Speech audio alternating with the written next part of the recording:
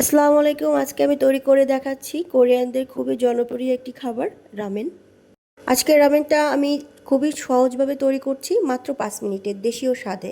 আশা করি আজকের রেসিপিটা ভালো লাগবে, আর ভালো লাগলে অবশ্যই লাইক, কমেন্ট এবং সাবস্ক্রাইব করে পাশেই থাকবেন।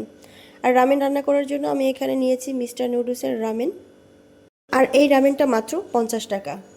যারা অনেক বেশি ঝাল খেতে পছন্দ করেন এবং সাথে টক টক ফ্লেভার পছন্দ করেন, তাদের জন্য এই রামেনটা অনেক বেশি মজার। আর এই প্যাকেটের ভিতরে থাকে রামেন, আর হচ্ছে যে 2টা প্যাকেট। এই প্যাকেটের ভিতরে একটা থাকে সাদা তিল, আর একটা হচ্ছে মশলা। আর রামেনটা রান্না করার জন্য আমি একটা হাঁড়িতে পানি বসিয়ে দিয়েছি 3 কাপের মতো। এরপর অল্প একটু লবণ দিয়ে একটা ডিম সিদ্ধ করে নিচ্ছি। তোমরা চাইলে আলাদাভাবেও ডিমটা সিদ্ধ করে নিতে পারো ছোলাসহ। আমি এইভাবে করে সিদ্ধ করে নিচ্ছি, কারণ আমার এইভাবেই রামেনের সাথে ডিম খেতে অনেক বেশি ভালো লাগে। আর এবার ডিমটাকে তুলে আমি সেম পানির ভিতরে আমি রামেনটাকে সিদ্ধ করে নিব।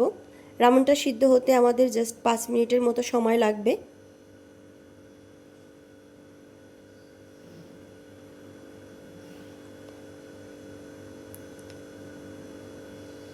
হাঁড়িতে রামেন বসিয়ে আমি একটা সস তৈরি করে নিব। সস তৈরি করার জন্য আমি এখানে যে প্যাকেটগুলো ছিল, সেই প্যাকেটে একটা ছিল সাদা তিল, বের করে নিয়েছি আর সসটা দিয়ে দিয়েছি। আর এবার সিদ্ধ হওয়া রামেনটাকে আমি তুলে নিচ্ছি।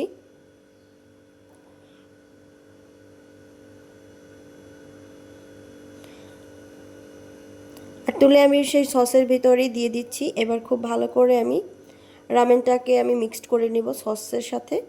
আর দিয়ে দিচ্ছি 4 টেবিল চামচের মতো পানি। আমার সেই সিদ্ধ করা রামেনের পানিটাই আমি এখানে দিচ্ছি। এবার খুব ভালো করে আমি মিক্সড করে নিচ্ছি। রামেনটাকে মিক্সড করে আমি এবার কিছু সসেস ভাজি করে নিব। একটা ফ্রাই প্যানে আমি হালকা একটু তেল দিয়ে দিয়েছি, আর এবার সসেসগুলোকে আমি হালকা করে ভেজে নিব। আমার সসেসটা ভাজা হয়ে গেছে, এবার আমি রামেনটা সার্ভ করে নিব। আমি রামেনের সাথে দিয়ে দিচ্ছি সেই সিদ্ধ করা ডিমটা, আর কিছু সসেস দিয়ে এবার পরিবেশন করে নিচ্ছি।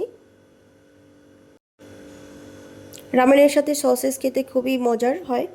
যারা অনেক বেশি ঝাল খেতে পছন্দ করেন, তাদের জন্য খুবই মজার একটা রেসিপি এই রামেনটা। আশা করি আজকে রেসিপিটা ভালো লেগেছে, আর ভালো লাগলে অবশ্যই আমার চ্যানেলটা সাবস্ক্রাইব করে নতুন নতুন রেসিপি পেতে অবশ্যই সাথে থাকবেন। আজকের মতো এই পর্যন্ত। আল্লাহ হাফেজ।